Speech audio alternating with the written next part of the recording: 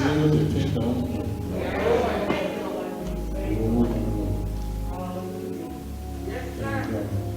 Let's give God some praise for our music staff today. Thank God for all this new talent. We got to coach singing solos, Crystal singing duets with her husband. We're just blessed today. Always have, glad to have Sister Mona. Come on, give God some praise. I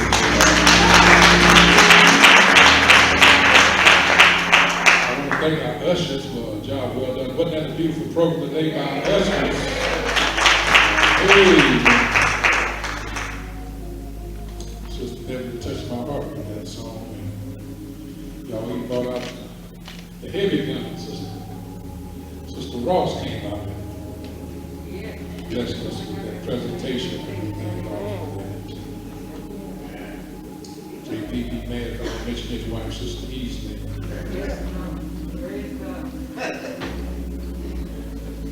Of course, we got to thank God, Sister Bennett. And so we're fortunate that Bethany has some very talented people. And sometimes we should pause just to say thank you.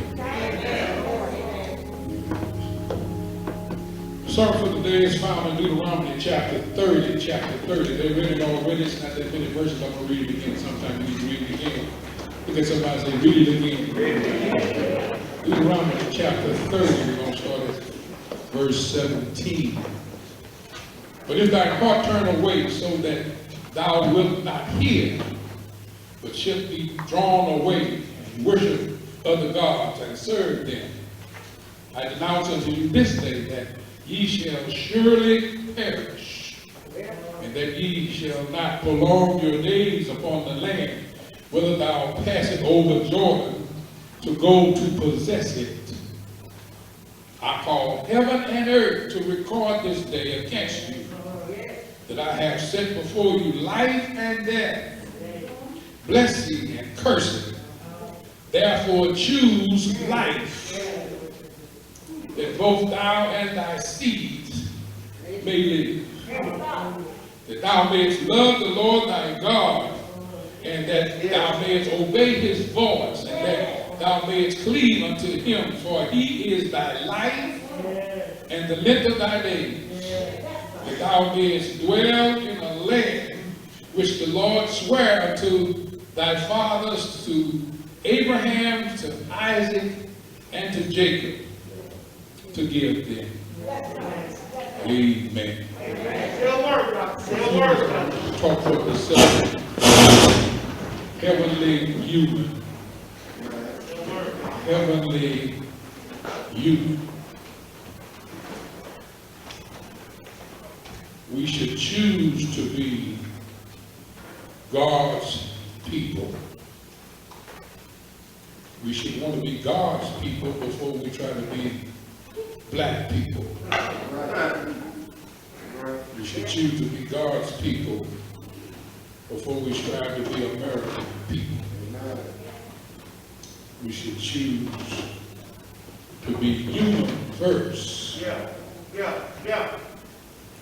And then the rest will take care of itself. I've been studying the life of Malcolm X lately, fascinated by the brother. I thought at one time he was kind of radical for my thinking when he started talking about all these blue-eyed white devils.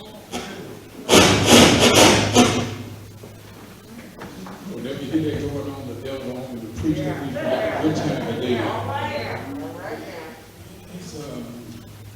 You're always in dangerous territory when you try to paint with a broad brush. Put everybody in one category. Malcolm made a trip to Mecca. When he came back, he was a changed man. He found out that Muslims weren't just black people, but there were white Muslims. And the principles and precepts he ascribed to was also ascribed to by white people. So that you can't determine whether a person is good or bad, righteous or wicked by their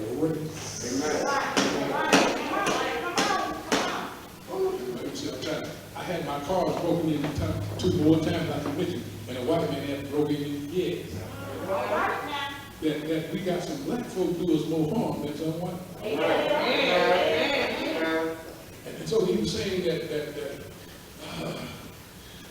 we have to understand that there are good people and bad people, and we can determine who's who by race, unless we're talking about the human race.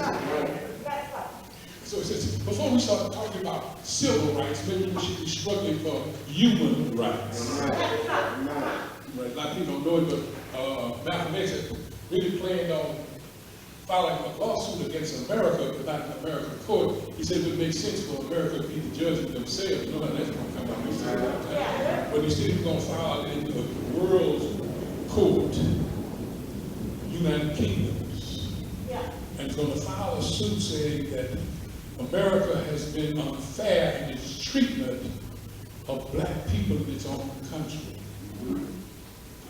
America's always trying to point out the injustices of other nations. They want to point out China's injustices and Japan's injustices. And they always point the finger at other people. He said, maybe we ought to be looking at ourselves. And another thing you got to be careful of, because see, that's what's really going on right now. We have a tendency to want to put labels on stuff. That's my first point. And sometimes labels can distort you, can mislead you. You can get distorted because I call it misdirection. You see what happened with the insurrection. Right. The people broke in, but they said they were not the guilty party. The people in the Capitol were the guilty party. They wasn't wrong. The policeman was wrong by not letting them come in. And if you notice, I know that the Republicans for years, Donald Trump did it for a long time. Trump said that the election was illegal. And see, I noticed what they usually do, they try to point the finger at somebody else. See, I've always suspected that election that Bush won back when you ran against Donald. That's him. When Jeb was the cousin. You know what I'm talking about. Yeah, I suspected that was a taken election. Nobody said a whole lot. We got no insurrection on Washington then. No problem. They just swept it under the rug. But you notice, after that, when they start talking about what you're going to do, see, they always get you before you can get them. Now, this is not going to be about the election, but I'm trying to get somewhere, because I contend that if we're going to solve the racial problem in America, we've got to solve the righteous problem in America.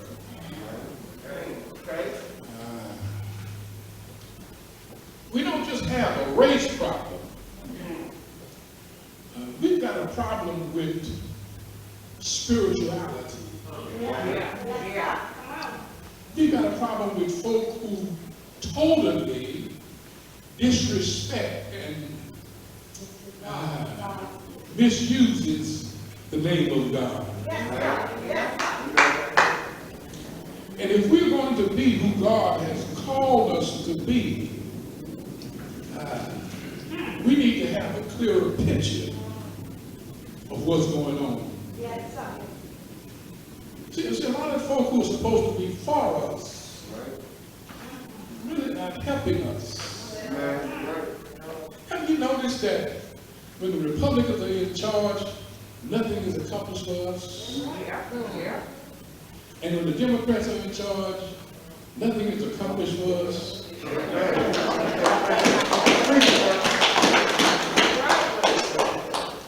The Bible says something about Dr. King worked hard to get Kennedy to sign that document. But do you understand that that same document was signed when Lincoln freed the slaves? Yeah, come on. Oh, yeah, when I say it, I'm free today. My question is, if Lincoln's signing was good, Why you got to do it again? And if the first one wasn't any good, what's going to make the second one any better?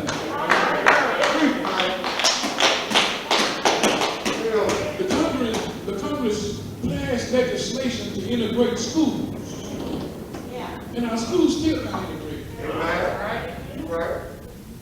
They said that we're going to have our rights, and the rights we're supposed to have, we still don't have. Oh yeah, we made some advice, but they love to give you some crumbs.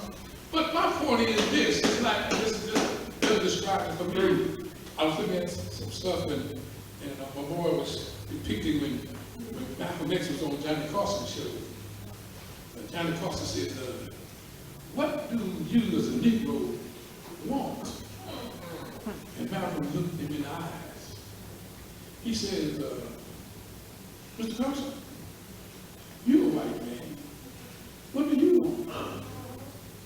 Do you want your children to have a good education? Do you want your family to be safe? You want to be able to live in a peaceful environment? Do you want to be able to advance without discrimination? And I'm paraphrasing, you can look it up. He said, but Mr. Carson, I want what you want. See, the problem is you let folk tell you to tell them what black folk want. We want what they want. We don't want reverse discrimination. We want you to treat us fair. Somebody said, let me start off by talking about lying labels. Lying labels. That we live in a world that loves to put a label on you that are really lying labels. Let's get to the text. God is about to cross Israel over into the promised land. Moses has already been told, you're not going. I'm going to take you out and we're going to let Joshua lead them over. But before God puts Moses to rest, he gives Moses a last word. He said, Moses, these people are going to go over to the promised land, but they're going to disappoint us. He didn't say him, he said they are going to fall. They're going to worship other gods.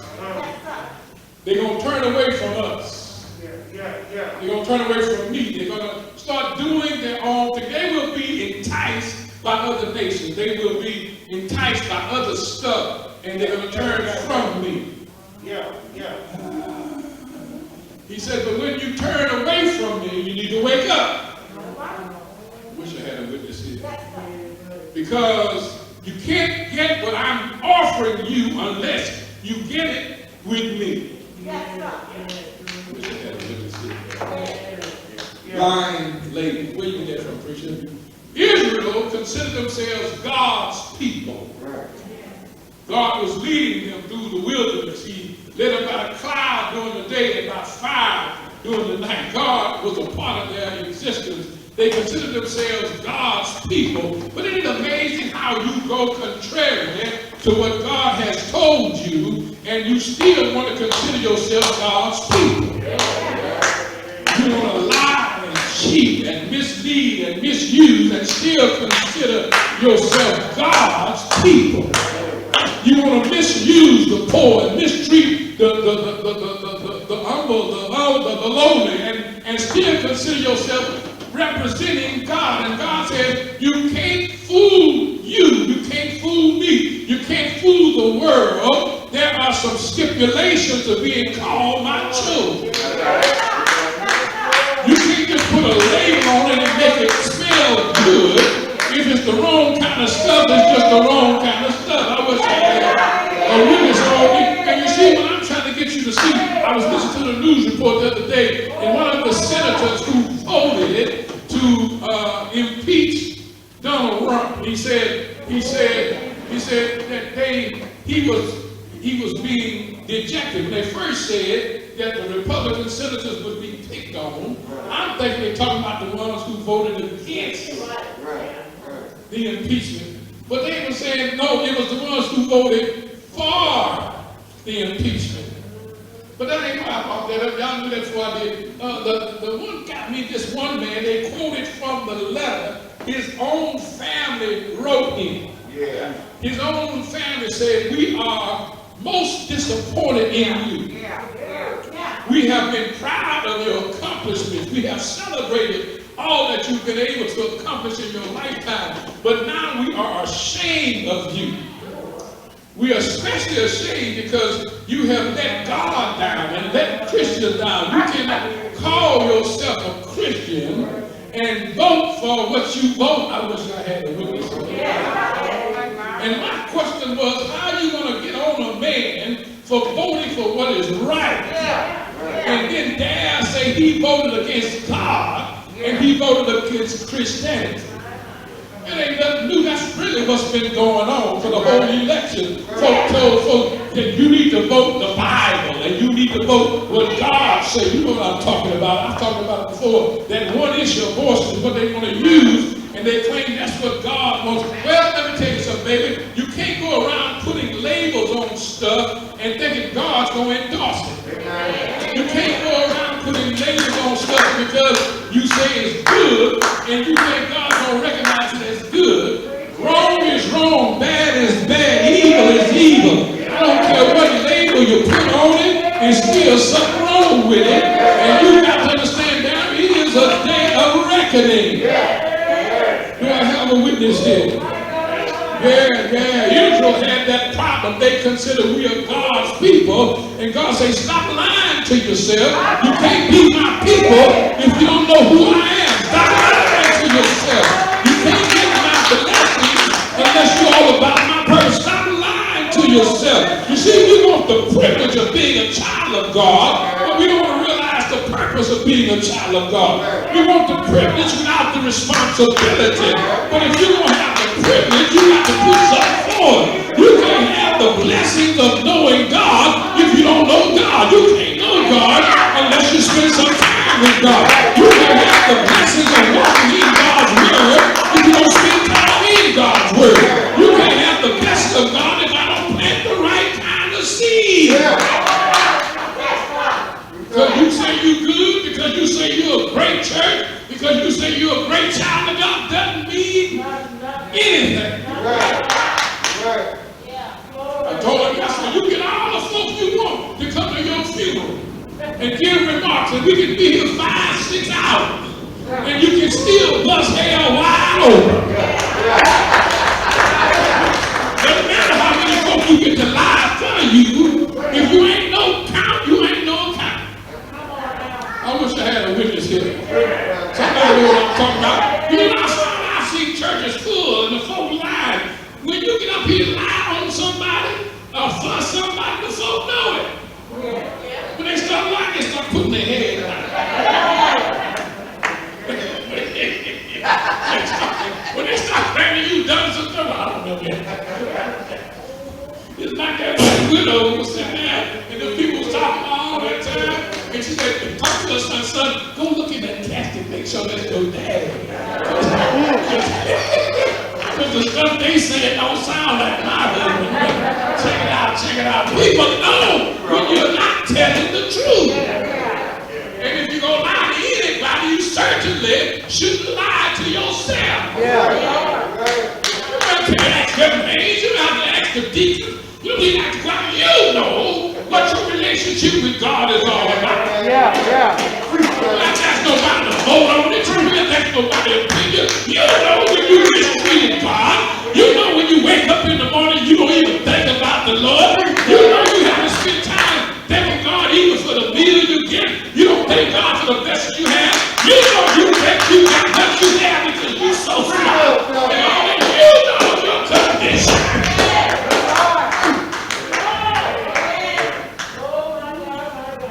Because you put America has become a nation of idols. Yeah, we want to worship, but we want to worship. Oh, they don't call them idols, but we got some idols. They idolize the American flag. They want you to bow down and worship the American flag. I said, I know I'm preaching right now. I feel like Isaiah talking to the Lord, that they want to worship a Confederate flag. They want to worship a memory of some people who did nothing but spread hatred and animosity. And then trying to find some justice in all of that. And how is it you can see them having no problems protecting their corrupt history and got a problem with you trying to commemorate your history?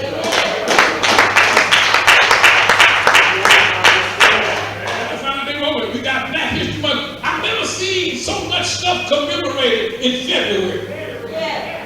They got every kind of special in February. They want to praise so many folk in February. Everything, all kinds of celebrating in February. Why would you do 12 months? Why you got to pick my month? You know what I'm saying? But see, they're embarrassed when they deal with us because we remind them of some problems they have. We remind them of their guilt. We remind them of some things they've done. And I said, them, I'm not talking about white folk, I'm talking about some of you folk.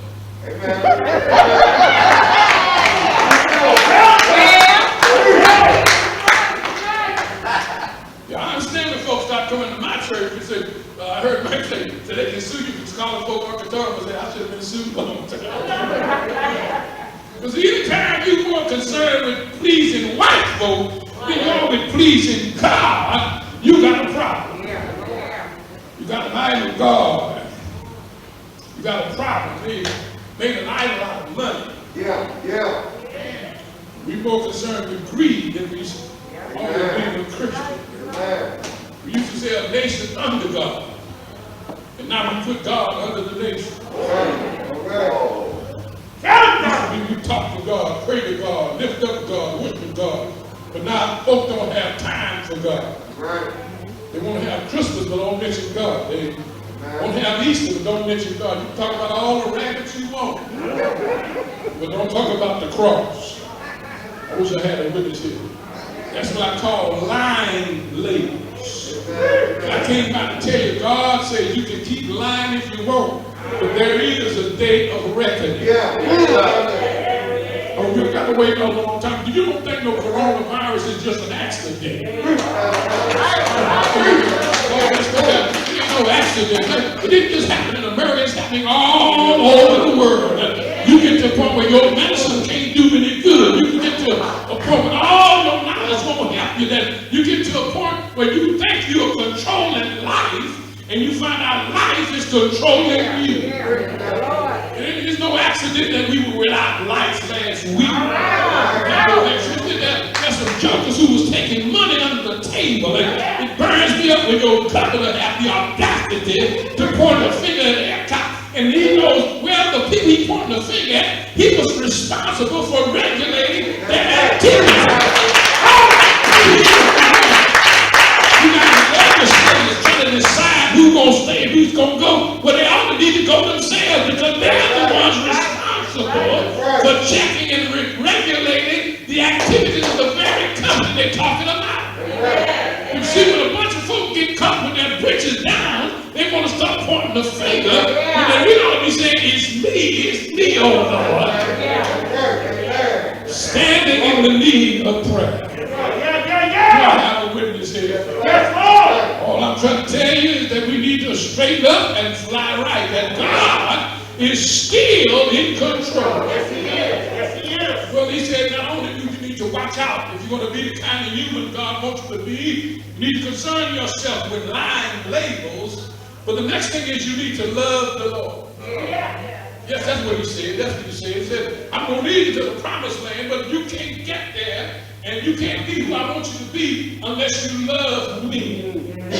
I ain't talking about this half-hearted junk, you know. People say, they say, do you love me? I said, first of all, don't ever ask me a question that you can't stand the answer.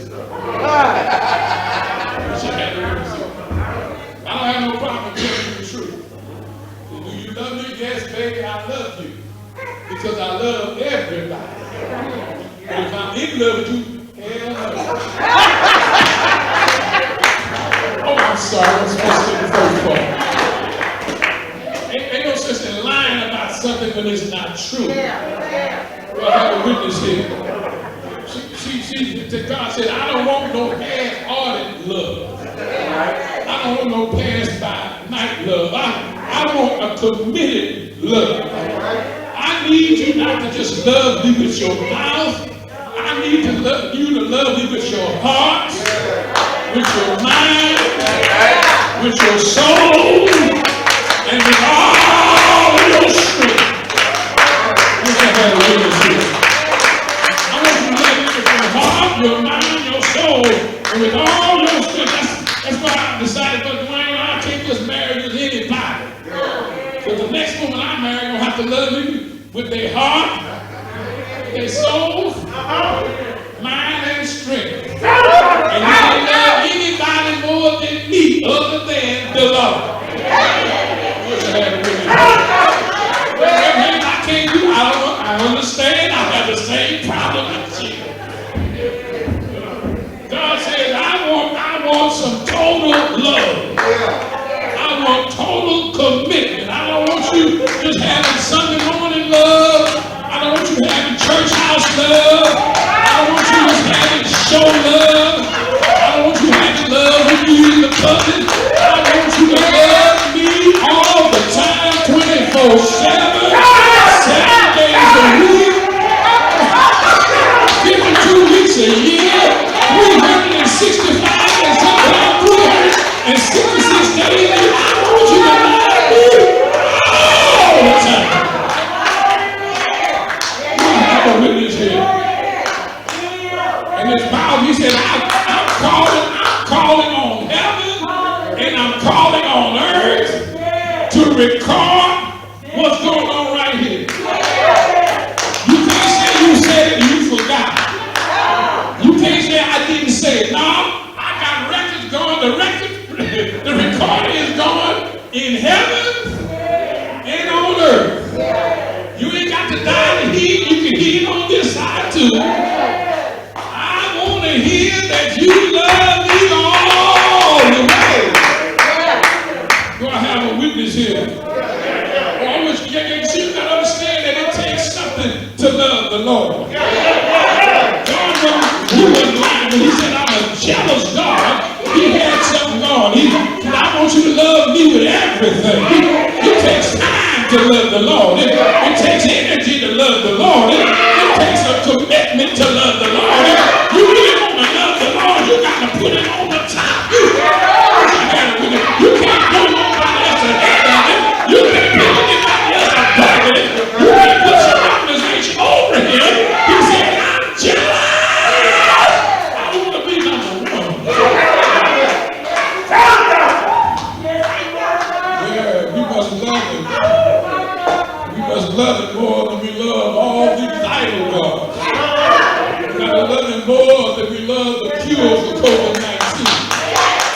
We got to love him not just when things are going well with us, but even if I got the corona, I still got to love him. I got to love him. Even if my dad is dead, I still got to love him. Even if mama is gone, I still got to love him. I may have lost my job, but I still got to love him. I may have turned my back on him, but I still got to love him. I may have been up and down the highway, but I still got to love the Lord. I have a witness here. Well, I can stay here all day and listen. I'm gonna let y'all go home, but let me close out by this. Not only do I have to look out for these lying labels and love the Lord, but I need to understand before I move on. Let me just say this: you can't love God whom you've never seen, and hate your sister and the brother whom you see every day. So you don't have to tell me you love the Lord. I can tell you love him by the way you treat folk.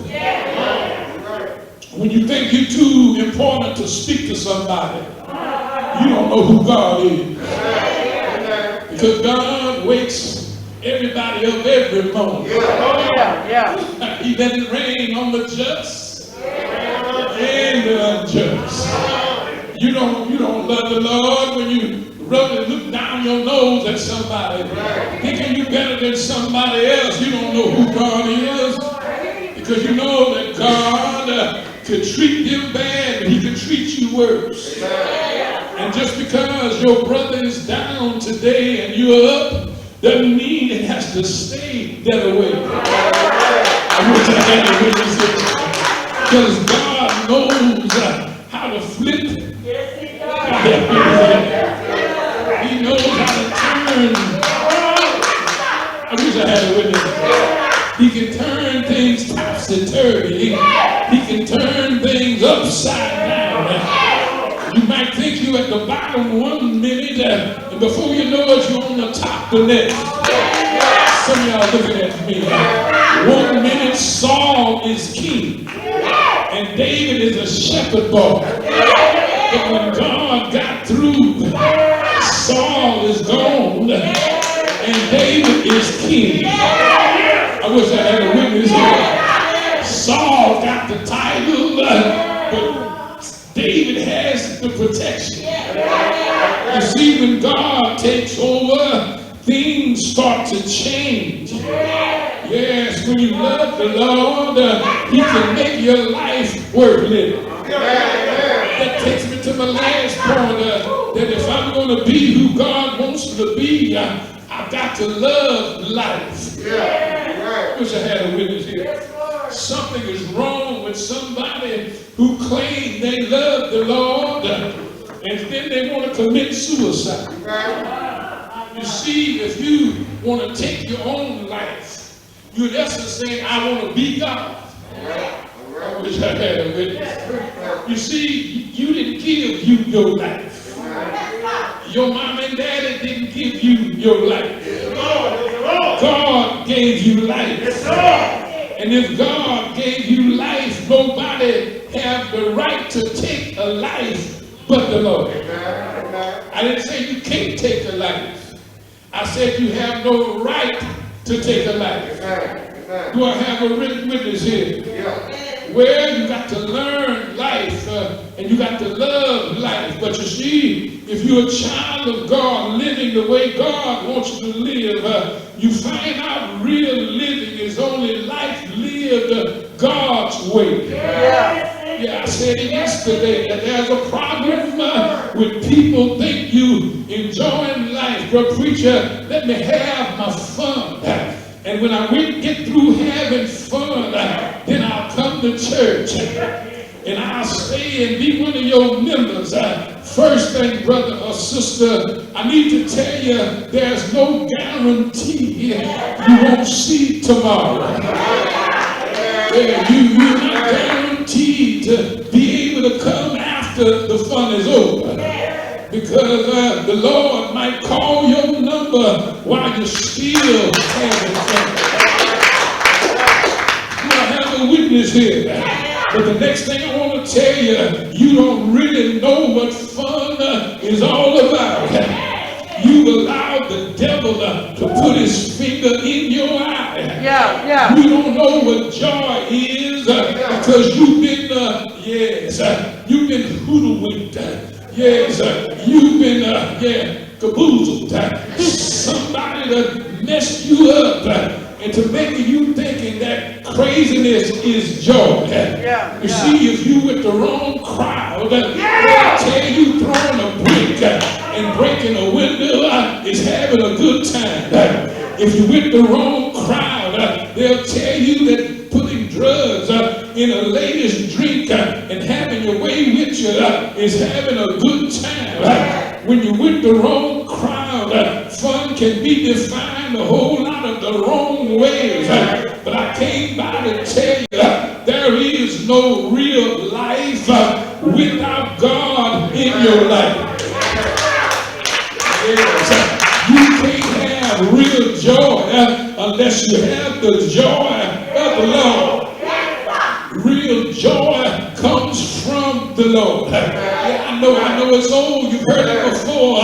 But yes, it's old so true. Israel, I'm about to take you over into the promised land. I'm about to give you what I promised your forefathers, Abraham, Isaac, and Jacob. And I want to if you really want to enjoy the land, you need to have the attitude that Abraham had. If you want to enjoy it, you need to have the faith of Abraham.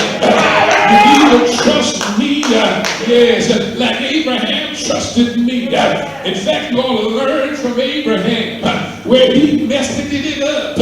And he decided to help me out. When he thought I was taking too long, he decided to go to sleep with Encore and make a baby. Yes, because he couldn't wait on God. But I wish I had a witness here. But I came by to tell you, the story said when he was old and 99 years old, he went in unto Sarah. She said, "You're going to let an old lady have a good time." And God said, "Yeah, it took a long time coming, but you know some blessings are better after they've been around a while." Yes, some blessings are better when it's allowed to really ferment and bring forth the right kind of joy. You know the story. The Bible declared that God had his way, and he tells Israel that you need to have your way. Yes, I'm closing right here, but I just came by to tell you, God told them, but he's also talking to us. You are free to choose. You can choose life, or you can choose death. You can choose right, or you can choose wrong. It's all up to you. I wish I had somebody here. But not only can you choose, he gave you a promise. He said, I know they're going to mess up. They will mess up. But he said, I got some good news. After they mess up, if they fall from their wicked ways and turn back to me, I will have mercy on them. Look at somebody.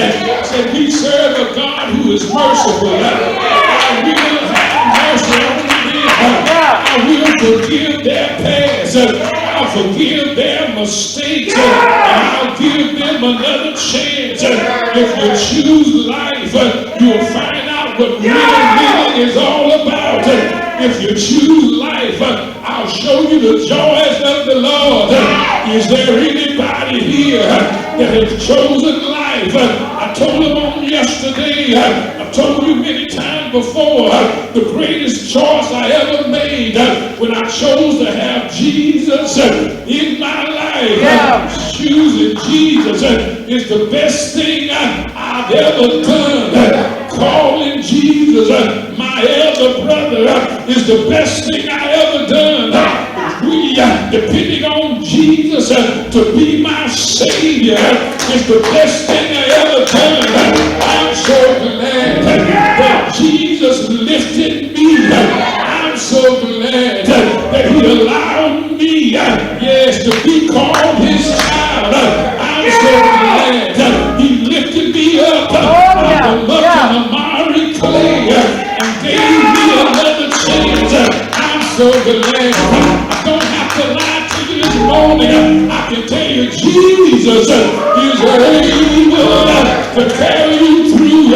Is there anybody here who knows my Jesus? Is there anybody here who knows my Lord? Some of y'all ought to say yeah. You ought to say yeah. I need some of y'all to testify. I need some of y'all to testify. You folk that was out there in the fast land, you were living in the fast land, you were going to the clubs, you were drinking everything you could drink and taking everything you could take, and you thought you were living a good life. They got to wake you up the next day. You had a headache and a hangover, and you thought you were living a good life. You go to work under a cloud. You're not a cloud over the people. You got a cloud in your head. You couldn't think right. You couldn't walk right. You ought to tell somebody it pays to walk with Jesus. You can give your life better than that life. I heard him say, I have heard that they might have life and they might have it more abundantly. I came by to tell you, don't ever feel sorry for my life.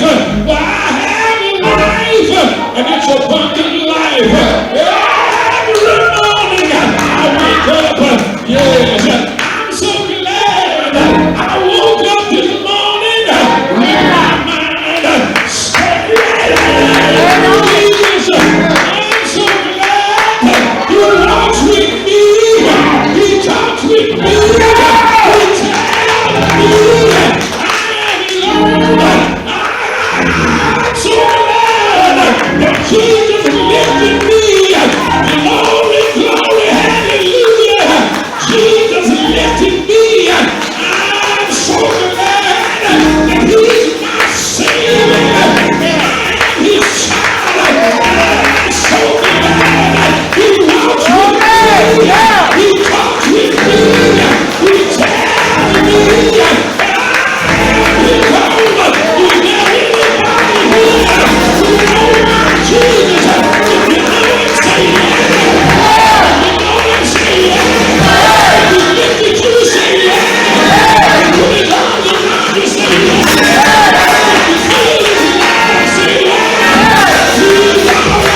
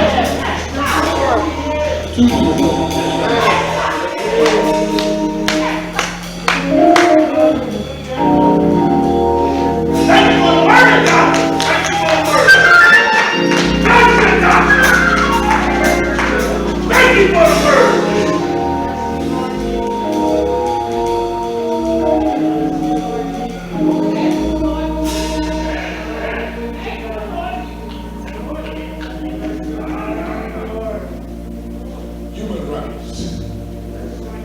I have a right to be called a child of God.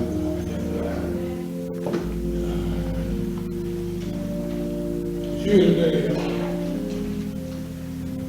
you need your life to be renewed. You need your life to be invigorated, stimulated, motivated. Come to Jesus.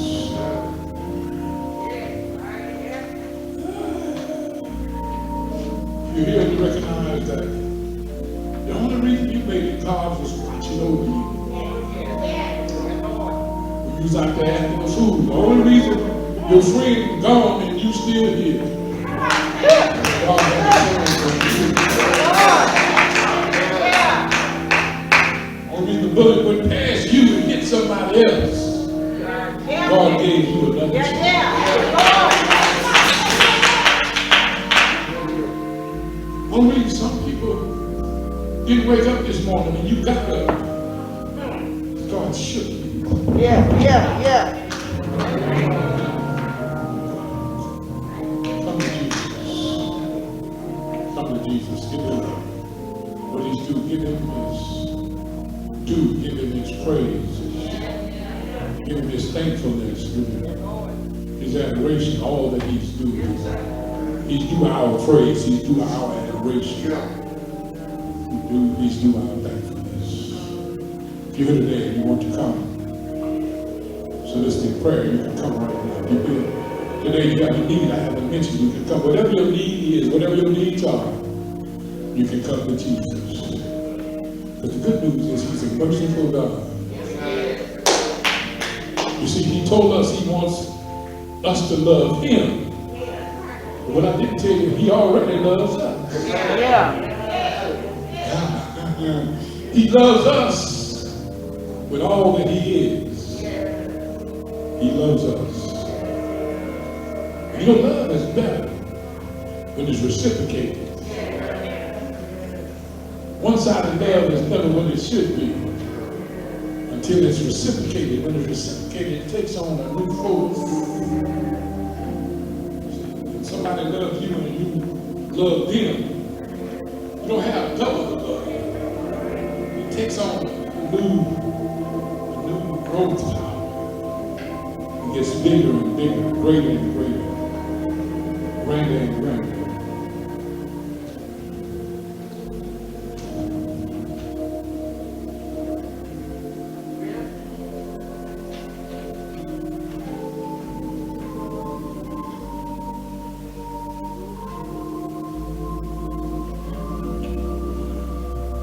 I was sinking deep in sin, far from peace, for sure. Very deep may stand within, seeking to rise no more. But the master of the sea heard my despairing cry. From the waters he lifted me, now safe am I. Love lifted me, love lifted me, when nothing else could help. Love lifted me. Oh, love lifted me. Love lifted me.